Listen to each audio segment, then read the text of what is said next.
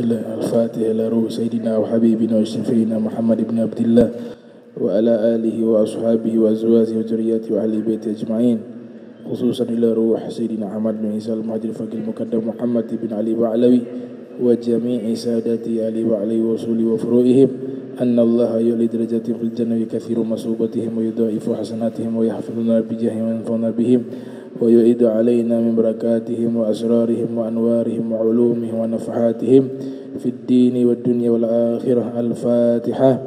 Bismillahirrahmanirrahim. Alhamdulillahi rabbil alamin arrahmanirrahim maliki yaumiddin. Iyyaka na'budu wa iyyaka nasta'in. Ihdinas siratal mustaqim siratal ladzina an'amta 'alaihim ghairil maghdubi 'alaihim waladdallin. Amin. Assalamualaikum warahmatullahi wabarakatuh. Alhamdulillah nahmaduhu hamdan yaliku bi jamalih wa nasta'inuhu isti'anatan taliku bi kamalih wa nastahdihi hidayatan man aqarra bi 'azamatihi wa jalalih. Thumma nusalli wa nusallim ala sayyidina Muhammadin wa alihi. Amma ba'du. Subhanaka la ilma lana illa ma 'allamtana innaka antal alimul hakim. Rabbi israh li sadri wa yassir li amrin wahlul 'uqdatan min lisani yafqahu qawli wasadid lisani wahdi qalbi bihaqqi sayyidina Muhammadin sallallahu alaihi wa sallam. Ya man huwa fi 'uluwihi kain, ya man huwa fi fil hamid, ya man huwa fi majdi matin. Allahumma akrimna binuril fahmi wa akhrijna min zulumatil wahmi warzuqna fahman nabiyyin wa hifdzal mursalin wa ilhama malaikatil muqarrabin. Rabbana zidna ilman wa fahma wa aqla ya akramal akramin bihaqqi sayyidina Muhammadin khatamil anbiya wal mursalin ya rahman ya rahim. Wa sallallahu ala sayyidina Muhammadin wa ala alihi wa sahbihi barak wa sallam walhamdulillahi rabbil alamin. Alhamdulillah, puji syukur kehadirat Allah, salawat dan salam senantiasa kita curahkan kepada junjungan mulia Nabi kita tercinta Sayyiduna wa Maulana Muhammad sallallahu alaihi wa alihi wa barak wasallam beserta seluruh sahabat, keluarganya dan umatnya. Yang saya muliakan, saya hormati Imam Masjid Al-Muttaqin Aminun Cialbar beserta seluruh pengurus, seluruh jamaah yang hadir di malam yang dirahmati Allah Subhanahu wa taala dan diberkahi Allah Subhanahu wa taala. Sebelum kita memulai membahas hadis Nabi sallallahu alaihi wasallam, mungkin perlu disampaikan sebentar selepas ba'da Isya, ya, ada haul di tempatnya, haulnya Al-Habib Hashim Al-Bar. Al-Habib Hashim ibn Muhammad ibn Abdurrahman Al-Bar di Kampung Makassar Pantai, ya, dekat toko Makmur Utama, di musallahnya di situ. Kalau yang memiliki kesempatan dan waktu bisa untuk hadir di tempat tersebut. Selesai kita melaksanakan sholat isya, sholat witir, nah itu bisa langsung segera menuju ke Kampung Makassar, di Kampung Makassar Pantai, di musallahnya Habib Hashim Al-Bar. Nah, ini hadis yang kita bahas yaitu innallaha katabal ihsan ala kulli syai'in. Sesungguhnya Allah Subhanahu wa taala, innallaha katabal ihsan, telah menetapkan ihsan, kebaikan, ala kulli syai'in, atas segala sesuatu. Kata ihsan di dalam Al-Quran Allah Ta'ala sebutkan di berbagai tempat dengan jumlah yang sangat banyak. Nah, orang yang disebut ihsan Allah sebut dengan kata al-muhsinun atau al-muhsinin. Wallahu yuhibbul muhsinin. Dan Allah mencintai orang-orang yang melakukan ihsan, melakukan kebaikan. Di dalam surat An-Nisa Allah jelaskan siapa saja orang-orang muhsinun. derajat yang paling tertinggi daripada orang-orang yang disebut muhsinun adalah para anbiya, para rasul. Itu disebutkan di dalam firman ma'as siddiqi ma'as al-anbiya ma'an nabiyina was-siddiqina wasyuhada'i was-salihin. Nah, ini semua ini 4 yang Allah sebut, para nabi, orang-orang siddiq, para syuhada, dan orang-orang salihin, orang-orang soleh. Mereka inilah yang dimaksud muhsinun, orang-orang yang berbuat baik. Kita bahas yang pertama, an-nabiyyin, para nabi. Nabi adalah laki-laki, seorang laki-laki yang Allah berikan wahyu kepadanya untuk diamalkan secara pribadi. Kalau Rasul diwahyukan kepadanya oleh Allah Subhanahu wa taala, kemudian diperintahkan untuk disampaikan kepada umat, itu namanya Rasul. Sebagian ulama memberikan definisi seperti itu. Jadi setiap Rasul pasti Nabi, tapi setiap Nabi belum tentu dikatakan Rasul. Di dalam kitab Tanwirul Qulub karya Syekh Muhammad Amin Kurdi An-Naksabandi, ada riwayat dari sahabat bernama Abu Dzar Al-Ghifari. Abu Dzar Al-Ghifari pernah bertanya kepada Nabi, berapa jumlah para nabi secara keseluruhan? Kam adadul anbiya? Nabi menjawab, ada 124.000. 124.000 secara keseluruhan, itu jumlah para nabi dan para rasul. Di dalam Al-Quranul Karim disebutkan oleh para pakar Al-Quran seperti Al-Imam Ibnu Zawzi Al-Bughdadi yang lahir tahun 510 Hijriah, wafat 597 Hijriah. Beliau isyaratkan dalam kitabnya Fununul Afnan, Nabi yang paling terbanyak Allah sebut namanya di dalam Al-Quran yaitu Nabi Musa. Di antara seluruh para nabi yang Allah sebutkan namanya yang Allah sebutkan paling banyak dari 25 nabi yang Allah sebutkan di dalam Al-Quran, itu adalah nama Nabi Musa. 132 kali Allah sebutkan nama Nabi Musa di dalam Al-Quran. Nama beliau paling banyak disebut di surat Al-Baqarah dan juga di surat Bani Israel atau surat Al-Isra.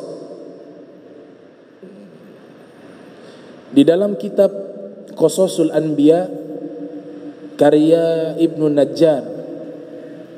Najjar menjelaskan nama dari Nabi Musa itu diambil dari bahasa Ibrani, bukan dari bahasa Arab, yang artinya hadiah dari sungai. Hadiah dari sungai. Dinamakan hadiah dari sungai karena kronologis cerita berkaitan tentang ketika Nabi Musa lahir, ibunya membuang ke sungai di dalam sunduk satu peti, karena Fir'aun pada waktu itu membuat aturan setiap setahun anak laki yang lahir dari kalangan Bani Israel harus dibunuh, setahun berikutnya libur dan seterusnya, karena ada isyarat mimpi dari para pentakwil mimpi yang mengatakan kepada Fir'aun bahwa kerajaannya akan diruntuhkan oleh pemuda Bani Israel, seorang laki-laki dari Bani Israel. Maka dibuat aturan setiap anak yang lahir dari kalangan Bani Israel, apabila dia laki-laki maka dibunuh. Maka sang ibu dari Nabi Musa memasukkan Nabi Musa ke dalam peti, kemudian dialirkan ke sungai Nil. qadarullah, kehendak Allah, takdir yang Allah tetapkan, justru aliran sungai itu membawanya ke istana Fir'aun. Nah, sang ibu ini sudah dikuatkan hatinya oleh Allah Subhanahu wa ta'ala. Itu disebutkan auha ilaiha. Allah nyatakan dia Allah telah mewahyukan kepada ibunya Nabi Musa. Berarti ibunya Nabi Musa ini seorang wanita solehah, seorang wanita waliyah, bahwa Allah akan kembalikan putramu kepadamu. Itu jaminan dari Allah Subhanahu wa ta'ala. Maka beliau letakkan Nabi Musa ketika berada dalam peti untuk dialirkan ke sungai Nil. Kemudian diperintahkan saudari wanita Nabi Musa untuk mengamati dari jauh kemana berjalannya peti yang di dalamnya ada Nabi Musa. Ternyata dia berjalan ikut aliran sungai, justru mengarah ke tempat pemandian Fir'aun. Pada waktu itu istrinya Fir'aun sedang berada di sungai Nil, sedang mungkin mandi atau lain sebagainya dengan dayang-dayangnya. Maka kotak itu ditemukan oleh istrinya Fir'aun yang bernama Asiyah bintu Muzahim. Diambillah peti tersebut, dibukalah itu peti, ternyata ada anak bayi di dalamnya. Dipeluklah anak bayi yang lucu tersebut, maka Allah tancapkan rasa cinta di dalam hati Asiyah kepada Nabi Musa. Kemudian diberikanlah nama hadiah dari sungai yang diterjemahkan ke dalam bahasa Ibrani artinya Musa. Tumbuh Nabi Musa di istananya Fir'aun. Sampai pada masanya Nabi Musa menangis karena membutuhkan air susu ibu. Sedangkan Sayyidah Asiyah bintu Muzahim, beliau wanita yang belum memiliki anak, masih suci, masih gadis. Dibuatlah sayembara bagi ibu-ibu yang memiliki anak bayi dan memiliki ASI, dibuat sayembara untuk menyusui kepada Nabi Musa, akan diberikan hadiah.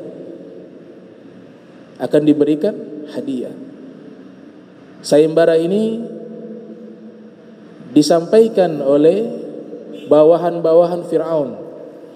Maka seluruh wanita yang pada waktu itu memiliki ASI, mereka datang untuk menyusui Nabi Musa dengan tujuan mendapatkan hadiah. Ada di antara mereka wanita-wanita yang belum jelas perilakunya, apakah dia baik atau tidak. Ada di antara mereka wanita-wanita yang mungkin memakan barang-barang haram, karena ASI itu dia nanti menjadi daging, menjadi darah dan daging. Ternyata setiap wanita yang ingin menyusui Musa, Nabi Musa tidak mau meminumnya, karena Allah telah haramkan wanita-wanita selain ibunya Nabi Musa untuk bisa memberikan ASI kepada Nabi Musa. Dan itu Allah nyatakan dalam Al-Quran, di dalam Al-Quran, wa harramna alaihil maradi', kami haramkan, kata Allah Ta'ala, kepada Nabi Musa wanita-wanita yang akan memberikan ASI kepadanya. Al-maradi' bentuk plural, bentuk jamak. Kenapa Allah haramkan? Karena tidak boleh para nabi mengkonsumsi sesuatu yang syubhat, sesuatu yang tidak jelas status hukumnya. Kalau yang syubhat saja tidak boleh, bagaimana yang haram? Oleh sebab itu, kasus ini jika berkaitan dengan Nabi kita Muhammad sallallahu alaihi wasallam juga demikian. Memang di dalam buku-buku sejarah menyatakan Nabi diberikan ASI oleh budak bernama Thuaibah al-Aslamiyah juga oleh seorang wanita yang baik, yang soleha bernama Halimatus Sa'diyah. Namun itu secara lahiriah saja. Tapi hakikatnya tidak boleh para nabi mengkonsumsi barang-barang yang belum jelas. Harus disterilkan seluruhnya. Maka Imam At-Tabari, seorang ulama pakar sejarah bernama Imam At-Tabari, tapi bukan At-Tabari yang ahli tafsir, ini At-Tabari yang beda. Punya kitab berjudul Zakhairul Uqba fi Manaqibi Dzawil Qurba. Situ beliau menyatakan bahwa makanannya Rasulullah sallallahu alaihi wasallam itu makanan-makanan yang diantarkan oleh malaikat dari surga kepada beliau. Tidak boleh tercampur dengan makanan-makanan yang status hukumnya belum jelas. Harus 100% halalan. Dan harus 100% tidak terkontaminasi dengan hal-hal yang berkaitan dengan hukum yang tidak jelas, yang ketika berkaitan tentang hukum dunia. Itu pernyataan At-Tabari. Nah, buktinya Nabi Musa saja Allah menyebutkan apa? Haram. Wa harramna alaihi maradi'. Kami haramkan kepadanya mendapatkan ASI dari wanita-wanita yang ingin menyusui kepadanya. Seluruh wanita yang hadir tidak bisa memberikan ASI-nya kepada Nabi Musa. Saudarinya Nabi Musa ikut hadir menyaksikan bahwa di istana lagi membutuhkan wanita-wanita yang bisa memberikan ASI kepada Nabi Musa. Jika mampu, Nabi Musa bisa meminum ASI tersebut, diberikan hadiah. Maka saudari wanita Nabi Musa ini kembali ke rumah melapor kepada ibunya. Ini skenario yang indah yang Allah atur. Subhanallah. Jadi jangan kita menentukan bahwa pasti yang saya lakukan ini adalah baik dengan menyerahkan tawakal kita atas apa yang kita lakukan. Tapi yang harus kita lakukan, segala sesuatu harus disertai dengan izin Allah, dan Allah yang tahu mana yang paling terbaik. Makanya diajarkan selalu menggunakan kalimat insyaallah.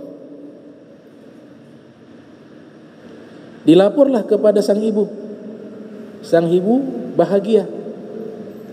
Datang ke istana, bertemu dengan Nabi Musa. Kemudian dipeluklah Nabi Musa yang masih bayi waktu itu, kemudian diberikan ASI. Nabi Musa meminum ASI tersebut karena itu adalah ibunya. Subhanallah. Sayyidah Asia bahagia. Akhirnya Nabi Musa yang masih bayi bisa minum ASI dan tangisannya hilang. Kemudian diberikan hadiah kepada ibunya Nabi Musa. Ibunya Nabi Musa mengatakan, saya di rumah banyak anak juga, banyak kerjaan. Kalau saya harus datang ke sini kayaknya membutuhkan waktu juga. Bagaimana kalau anak ini saya bawa pulang ke rumah, biar saya kasih ASI di rumah. Diiyakan oleh Sayyidah Asia. Sudah diiyakan, bawa pulang ke rumah, dikasih biaya, kompensasi oleh Asia, hadiah, uang, hanya untuk menyusui Nabi Musa. Padahal itu putranya. Nah. Jadi Allah Ta'ala jika mengatur sesuatu, walaupun awalnya kita melihat tidak baik, bagi menurut pendapat kita, belum tentu akhirnya itu adalah keburukan. Justru disitulah puncak kebaikan. Seperti kisah Nabi Musa. Awalnya menyedihkan. Ibu berpisah dengan anaknya, tapi akhirnya lebih indah. Sudah bisa bersama anaknya di rumah, kemudian ekonominya ditanggung oleh seorang wanita yang kaya raya, Sayyidah Asiyah binti Muzahim. Inilah sekelumit kisah Nabi Musa. 132 kali Allah Subhanahu wa taala sebutkan di dalam Al-Qur'an. Jadi nabi yang paling terbanyak namanya disebut di dalam Al-Quran, Nabi Musa alaihissalam. Karena kenapa? karena kisahnya sangat banyak Allah ceritakan di dalam Al-Quran. Surat Al-Baqarah itu artinya sapi betina karena kisahnya berkaitan dengan Nabi Musa, dan pernah saya ceritakan di Masjid Al-Muttaqin kisah tentang Al-Baqarah. Nabi kedua yang namanya paling banyak disebut di dalam Al-Quran adalah Nabi Allah Ibrahim. Allah menyebutnya di dalam Al-Quran sebanyak 69 kali.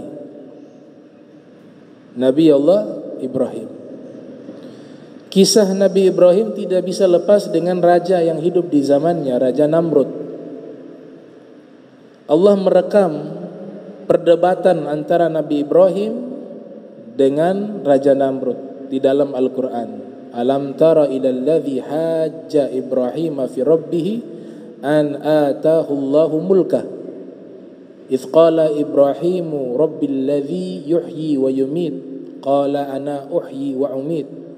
Qala Ibrahimu fa inna Allaha ya'ti bisyamsi minal masyriqiha fa'ti biha minal masyriq fa'ti biha minal maghrib fabuhita alladhi kafar wallahu la yahdi qaumaz zalimin. Nah, ayat ini bercerita tentang perdebatan antara Nabi Ibrahim dengan Raja Namrud, di mana Raja Namrud mengaku dirinya sebagai Tuhan pada waktu itu. Diceritakan di dalam tafsir Mafatihul Ghaib yang disusun oleh Imam Fakhruddin Ar-Razi yang lahir tahun 544 Hijriah, wafat pada tahun 606 Hijriah. Nabi Musa mengatakan bahwa Tuhanku Allah bisa menghidupkan dan mematikan. Kemudian Namrud membantah. Ia katakan saya juga bisa menghidupkan dan mematikan. Diambillah dua narapidana. Yang satu diperintahkan untuk dieksekusi, dibunuh. Yang satunya diizinkan untuk bebas dan pergi dalam keadaan hidup. Kemudian Namrud mengatakan, lihat saya juga mampu menghidupkan dan mematikan. Yang satu saya matikan dia, tapi yang satu saya hidupkan dia, saya bebaskan dia, kata Raja Namrud. Kemudian Nabi Ibrahim membantah argumentasi tersebut dengan mengatakan, kalau Tuhanku Allah bisa menerbitkan matahari minal masyriq, dari timur. Kalau benar engkau adalah Tuhan, sekarang engkau rubah matahari itu terbit dari barat. Fabuhital ladzi kafar. Maka Raja Namrud terdiam, tidak bisa menjawab argumentasi dari Nabi Ibrahim. Wallahu la yahdi qaumaz zalimin, dan Allah tidak berikan petunjuk bagi kaum yang zalim. Nabi Ibrahim alaihissalam sejak usia kecil sudah pandai di dalam memainkan logika. Para nabi lebih tinggi dari para filosof karena kecerdasan mereka dibimbing oleh wahyu. Kalau para filosof, kecerdasan mereka mengandalkan kekuatan logika dan berpikir, kekuatan akal. Tapi kalau para nabi tidak, kekuatan akal tapi dibimbing oleh wahyu dari Allah Subhanahu wa taala. Makanya Ibnu Sina yang seorang ilmuwan Islam sekaligus filosof, beliau mengatakan bahwa akalnya para filosof tidak akan bisa mencapai akalnya para nabi.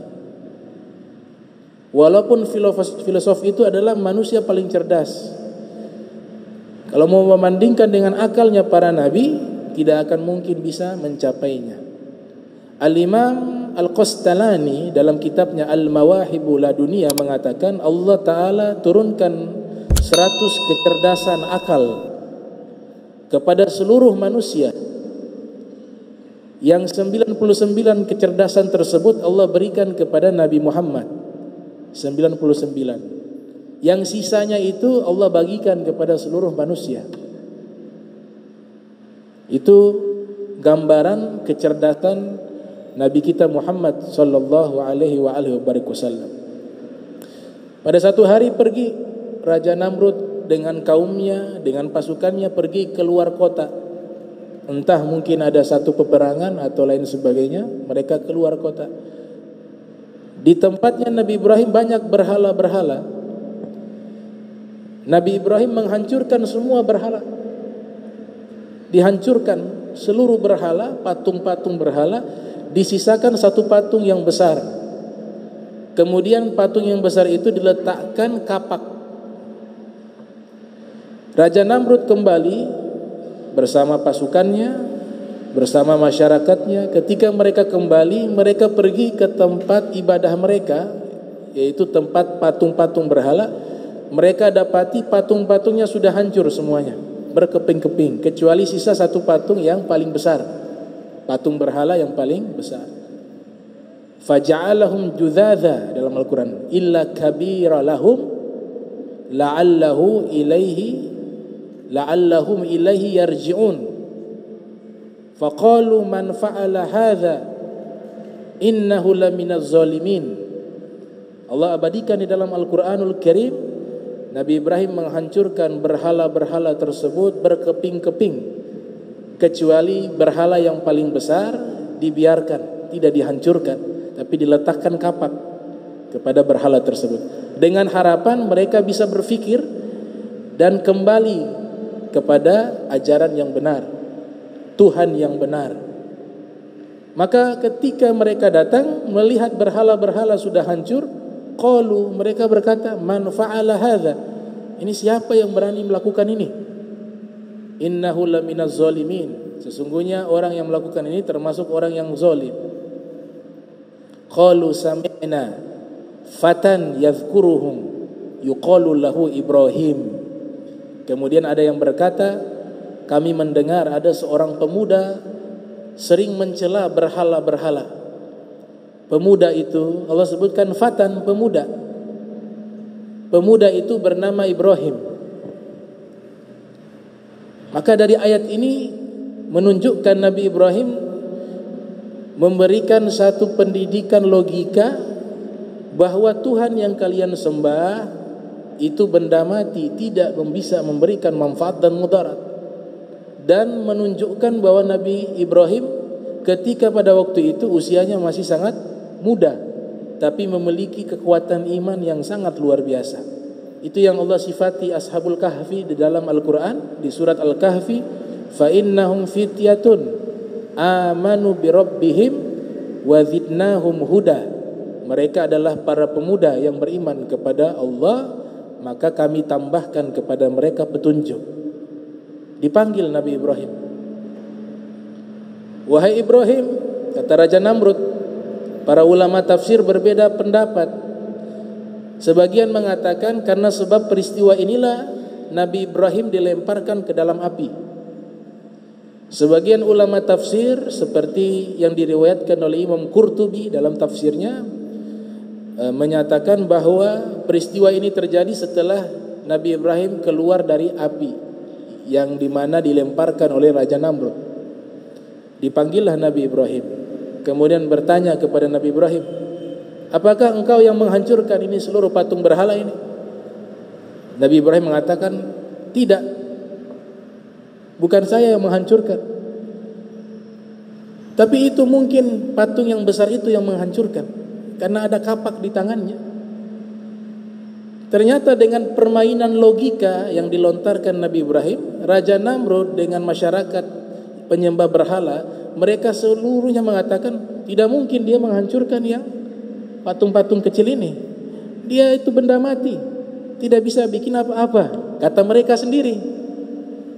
Terjebak di dalam pemikiran Nabi Ibrahim untuk menyadarkan mereka lewat logika.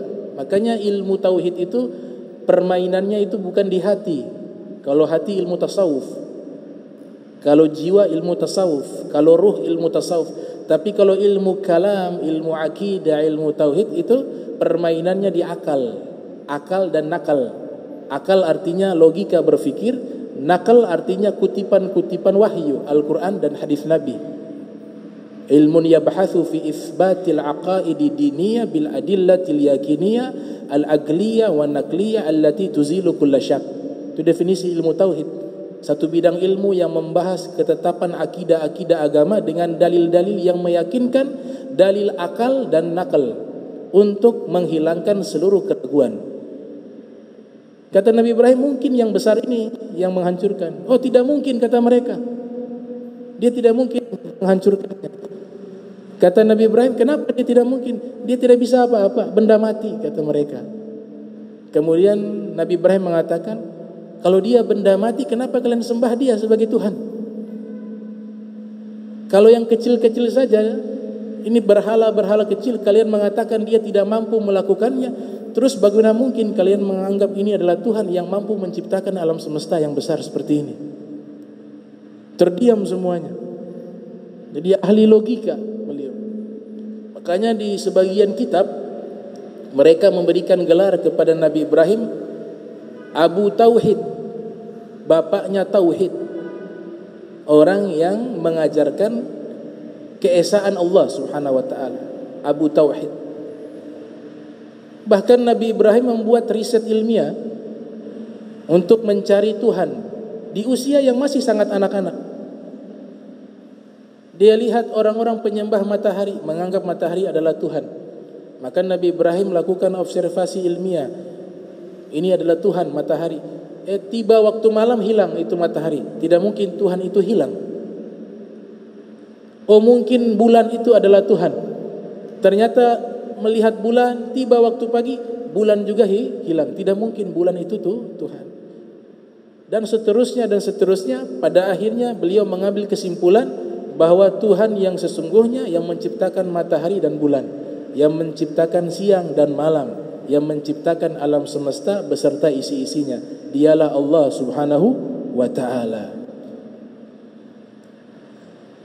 Di dalam kitab Ma'ani Asma'il Anbiya, makna-makna nama para nabi, itu menyebutkan Nabi Ibrahim juga berasal dari bahasa Ibrani, artinya Abu Rahim, bapak yang penyayang. Karena disebutkan oleh Ibnu Asakir, ulama kelahiran tahun 499 Hijriah, wafat pada tahun 571 Hijriah, dalam kitab Tarikh Dimishq, kitab tersebut 39 jilid, beliau menceritakan bahwa julukan Nabi Ibrahim adalah Abu Dhaifan, bapaknya para tamu, karena senang menjamu tamu, senang memberikan makanan kepada para tamu, dan punya kasih sayang yang luar biasa kepada fuqara wal masakin. Akhirnya diambillah nama beliau Abu Rahim, ditransit ke dalam bahasa Ibrani jadi Ibrahim. Ini satu pendapat, ada pendapat lain banyak. Salah satu pendapat nama beliau dari kata Abu Rahim. Perlu diklarifikasi, ada satu ayat yang dimana Allah Ta'ala berfirman, wa idh qala Ibrahimu li abihi azar atattakhidhu alihatan asnama inni araka wa qaumaka fid dhalalim mubin. Ketika Nabi Ibrahim berkata kepada ayahnya Azar, apakah engkau menjadikan patung-patung berhala ini sebagai Tuhan? Sesungguhnya aku melihat dirimu dan kaummu di dalam kesesatan yang nyata. Ini diabadikan di dalam Al-Quranul Karim. Ya, perlu klarifikasi karena di sini menunjukkan makna tekstual bahwa ayahnya Nabi Ibrahim pembuat patung berhala dan penyembah patung berhala. Kenapa? Karena ada kata dolal, sesat. Makna sesat di masa itu, mereka menjadikan Tuhan adalah patung-patung, dianggap sebagai Tuhan. Ini dibantah oleh beberapa ulama seperti Al-Imam Suyuti yang lahir tahun 849 Hijriah, wafat 911 Hijriah. Imam Suyuti dengan tegas menyatakan bahwa Azar bukan ayahnya Nabi Ibrahim. Kata ayah di dalam terminologi bahasa Arab bukan hanya tertuju kepada bapa kandung, tapi juga bisa orang yang lebih tua dipanggil dengan kata bapak, bisa juga bapak angkat, bisa juga paman, bisa juga tokoh masyarakat di tempat tersebut disebut dengan kata abun atau bapak. Ini yang disepakati oleh dua ulama besar, yaitu Ibnu Asakir dan Al-Imam Ibnu Katsir. Di dalam kitabnya Qasasul Anbiya, mereka sepakat bahwa pendapat yang paling sahih, ayahnya Nabi Ibrahim bernama Tarah bukan Azar. taruh seorang laki-laki yang soleh. Imam Suyuti menegaskan, bahkan seluruh para nabi, orang tuanya adalah orang-orang yang telah dipilih oleh Allah Subhanahu wa ta'ala. Tidak mungkin manusia-manusia pilihan terlahir daripada musuh-musuhnya Allah. Tidak mungkin kekasih Allah lahir dari musuhnya Allah. Musuhnya Allah orang-orang musyrikin, menyembah Tuhan selain Allah. Kekasih-kekasih Allah para nabi, dan banyak riwayat-riwayat yang menyebutkan bahwa seluruh para nabi, terlebih khusus Nabi kita Muhammad sallallahu alaihi wasallam, bahwa orang tua mereka adalah orang-orang yang mengenal tauhid kepada Allah, orang-orang yang mengenal Allah Subhanahu wa taala, dan orang-orang yang ahli ta'ah, ahli ibadah.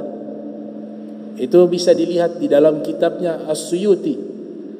Beliau jelaskan secara terperinci tentang masalah tersebut di dalam kitabnya Al-Hawi lil Fatawa, di dalam bab Masalikun Najah, Masalikul Hunafa fin Najati Walidail Mustafa, nama kitabnya, membahas tentang selamatnya orang tua Nabi Muhammad sallallahu alaihi wasallam. Di situ disinggung juga tentang Nabi Allah Ibrahim alaihissalam. Ini nabi yang paling banyak disebut setelah Nabi Musa. Nabi Musa 132 kali, Nabi Allah Ibrahim Allah sebut sebanyak 69 kali.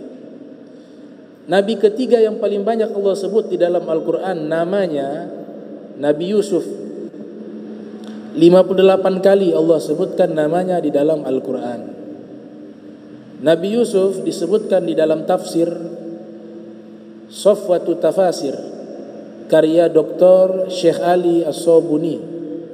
Itu memiliki arti adalah asif, anak yang malang, yang sedih, menyedihkan. Kenapa? Karena sesuai dengan biografi kehidupan beliau, dimusuhi oleh saudara-saudaranya, bahkan berniat untuk membunuhnya, dan dibuang ke dasar sumur, dijadikan budak, dimerdekakan. Setelah dimerdekakan, dirayu oleh ibu angkatnya untuk mengajak berzina, kemudian difitnah, masuk penjara, tidak bersalah, dijelekkan reputasinya. Maka namanya Yusuf itu dalam bahasa Ibrani artinya asif, orang yang malang, anak yang malang. Ada satu doa dari Nabi Yusuf yang Allah cantumkan, Allah firmankan di dalam Al-Quran. Tawaffani muslima wa alhiqni bis solihin. Ya Allah, wafatkan saya dalam keadaan Islam. Itu doanya seorang nabi. Seorang nabi berharap wafat dalam keadaan Islam. Tidak sampai di situ, mentang-mentang sudah merasa sebagai seorang nabi, padahal ini derajat yang paling mulia, tapi masih ada permintaan lagi. Wa alhiqni bis solihin, dan kumpulkan saya bersama orang-orang soleh. Ini bahasa tawadu, ya. Orang-orang baik itu tidak pernah merasa dirinya baik, selalu merasa kurang. Orang-orang baik selalu menilai diri sendiri terlebih dahulu. Sulit menilai orang lain, yang dia nilai adalah dirinya. Nabi Yusuf doanya seperti itu.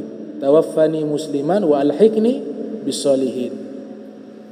Al-Imam Suyuti dalam tafsirnya Durrul Mansur menyebutkan ketika Nabi Yusuf meninggal itu di Mesir,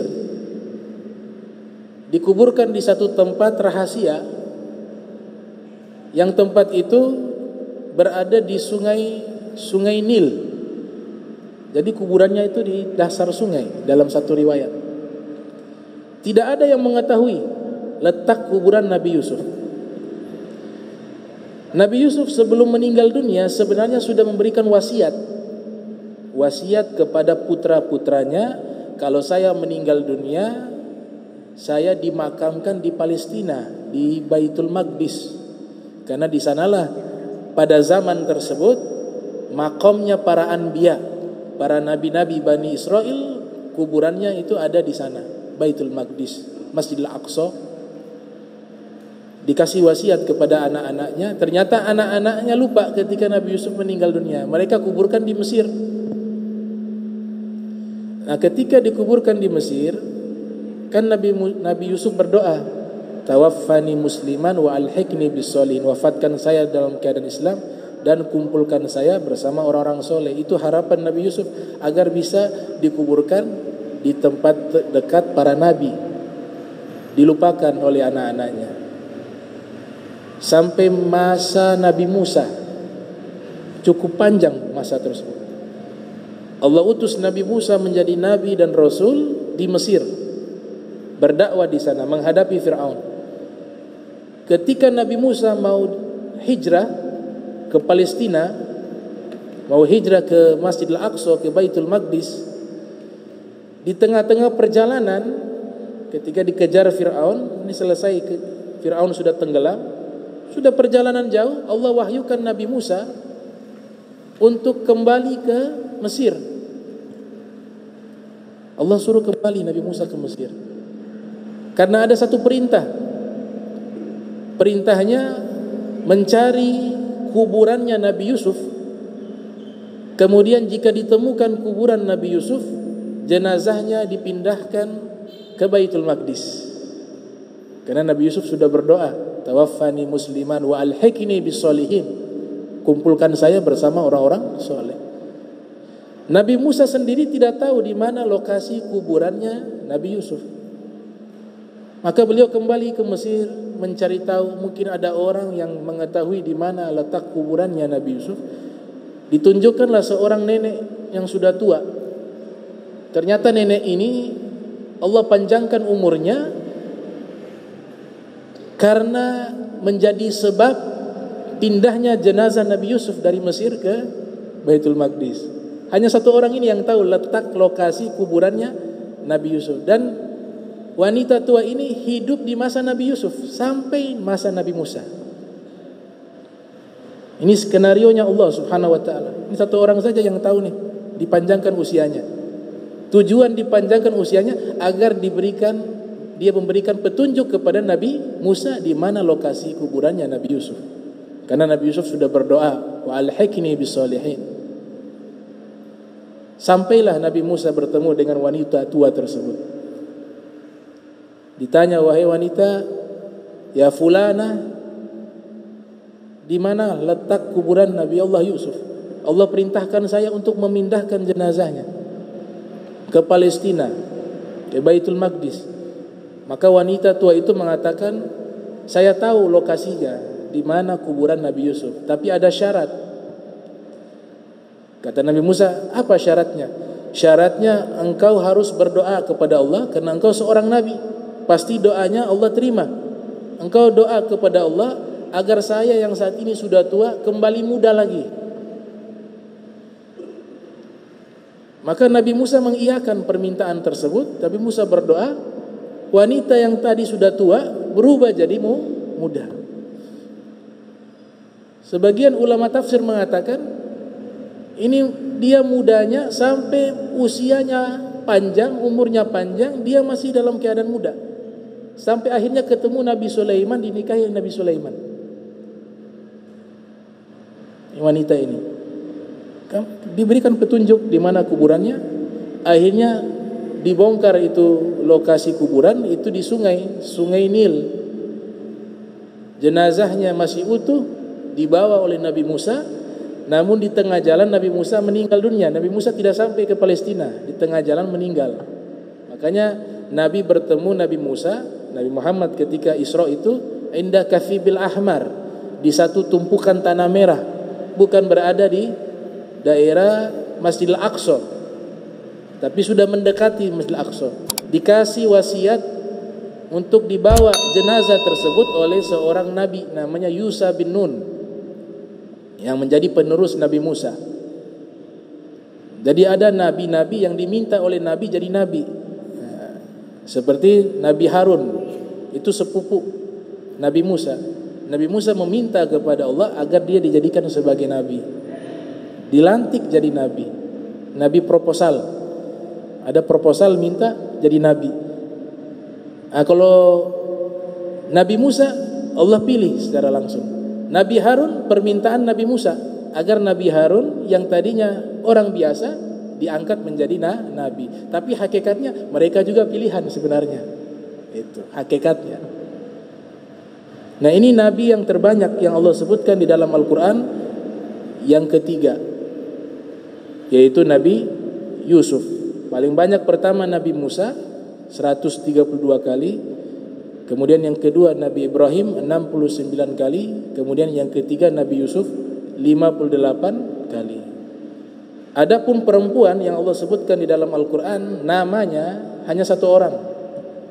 Kalau tafsir banyak. Ada banyak. Sayyidatuna Khadijah di tafsir banyak disebutkan. Sayyidah Fatimah Zahra di dalam tafsir Al-Quran banyak disebutkan. Tapi firman yang Allah sebutkan secara langsung namanya hanya satu orang wanita. Jika berbicara wanita, yaitu Sayyidah Maryam. Bahkan jadi surat Maryam. Nabi Ibrahim juga dinamakan nama surat Ibrahim. Nabi Yusuf dinamakan nama surat Yusuf. Nabi Musa tidak dinamakan surat, dinamakan Bani Israel. Adapun Nabi kita Muhammad sallallahu alaihi wasallam, Allah Ta'ala tidak menyebut sebanyak nama Nabi Musa, tidak sebanyak nama Nabi Ibrahim, tidak sebanyak nama Nabi Yusuf. Kenapa? Karena Allah ketika memanggil Rasulullah itu kebanyakan dengan gelar kemuliaan. Kita memanggil seseorang dengan nama dan dengan gelar, itu sudah menunjukkan status orang yang kita panggil. Jika yang kita panggil dengan gelar, itu menunjukkan kemuliaan pemilik nama tersebut, pemilik gelar tersebut. Allah mengajarkan kepada kita, Allah memanggil Nabi Muhammad lebih banyak dengan gelar kehormatan, gelar kemuliaan dibanding dengan namanya. Itu sebagai bentuk ta'ziman wa takriman lin Nabi sallallahu alaihi wasallam, bentuk memuliakan, mengagungkan Nabi Muhammad sallallahu alaihi wasallam. Allah panggil ya ayyuhal muzammil, wahai yang berselimut, di situ Nabi Muhammad. Ya ayyuhal mudaththir, wahai yang berselimut, di situ Nabi Muhammad. Yasin, di situ Nabi Muhammad. Nun, yang dimaksud Nun Nabi Muhammad. Toha, yang dimaksud Nabi Muhammad SAW.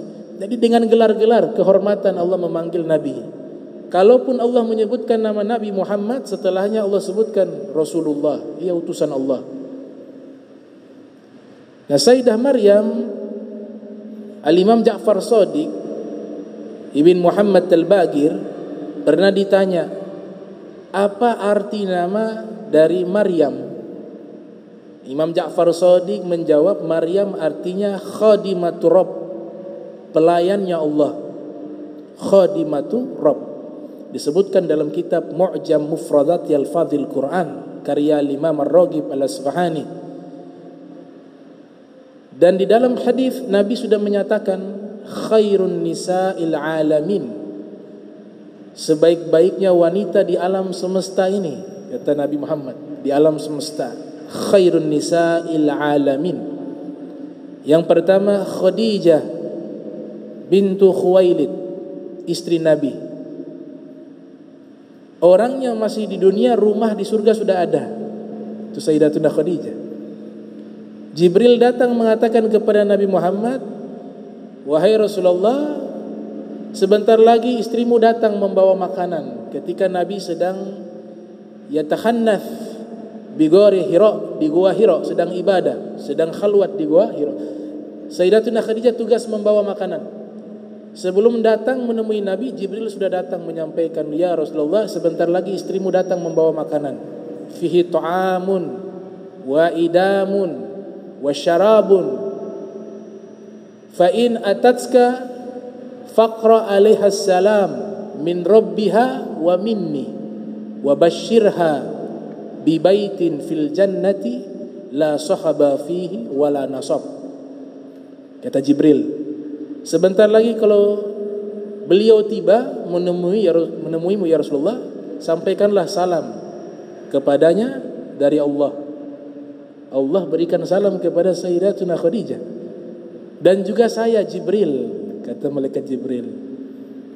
Kemudian berikanlah kabar kepada beliau bahwa Allah sudah membangun satu rumah di dalam surga yang terbuat dari permata, berlian, perak yang begitu indah, yang di dalam rumah tersebut tidak ada kebisingan dan tidak ada kecapean di dalamnya. Datang Sayyidatuna Khadijah. Bisa dibayangkan, salam dari Allah. Ulama tafsir mengatakan siapa yang mendapatkan salam dari Allah pasti masuk surga. Pasti masuk surga. Kemudian salam dari malaikat Jibril. Kemudian yang menyampaikan salam, titipan salam, Sayyidul Mursalin, Nabi Muhammad SAW. Datang Sayyidah Khadijah, ya istriku, ya Khadijah, Allah menyampaikan salam kepadamu, Jibril menyampaikan salam kepadamu. Kemudian Sayyidatuna Khadijah menjawab, sesungguhnya Allah adalah As-Salam. Allah adalah As-Salam. At-Tahiyah, maka saya ucapkan tahiyah. Kalau salam kepada Allah tidak boleh pakai As-Salam, tapi pakai At-Tahiyah. At-Tahiyatu mubarakatu salawatu tayyibatu lillah. Karena As-Salam itu Allah. Tapi kalau makhluk kita pakai salam. Tidak boleh pakai tahiyah. Itu pemahaman ilmunya Sayyidatuna Khadijah. Jadi beliau ahli. Bagaimana tidak ahli? Suaminya Nabi, awal yang muslim. Di antara sejarah menyatakan beliau termasuk yang paling awal memeluk agama Islam. Paling awal. Wanita kedua yang terbaik, putrinya Nabi, Fatimah bintu Muhammad. Kata Rasul SAW dalam hadis yang diriwayatkan oleh Imam Bukhari, Fatimah tu sayyidatun nisa'i ahlil jannah. Fatimah pemimpin wanita ahli surga, kata Nabi SAW. Yang ketiga, Maryam binti Imran.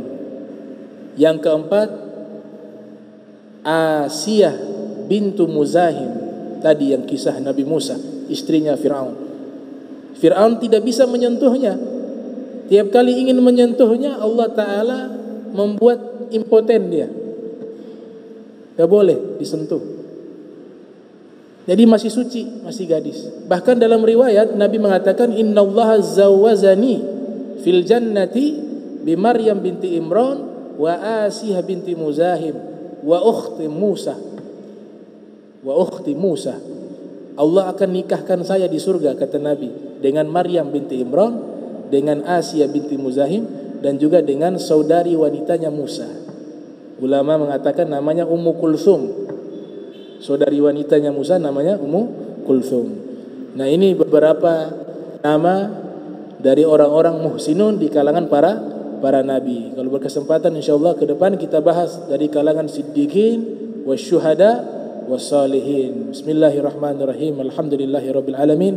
Allahumma salli wa sallim ala sayyidina Muhammad wa sayyidina Muhammad. Allahumma jam'ana hadza jam'a marhuma wa tafarraqna min ba'di tafarraqa ma'zuma wa la tajal minna wa la minna syaqiyya wa mahruma. Allahumma nadzi qulubana 'ani ta'alluqi biman dunak waj'alna min qaumin tuhibbuhum muhibbunak. Subhanaka bihamdika asyhadu an la ilaha illa anta astaghfiruka wa atubu ilaik. Wa sallallahu alaihi wasallam Muhammadin wa ala alihi wa sahbihi wa barik wasallam. Wa lakum minkum wassalamu alaikum warahmatullahi wabarakatuh.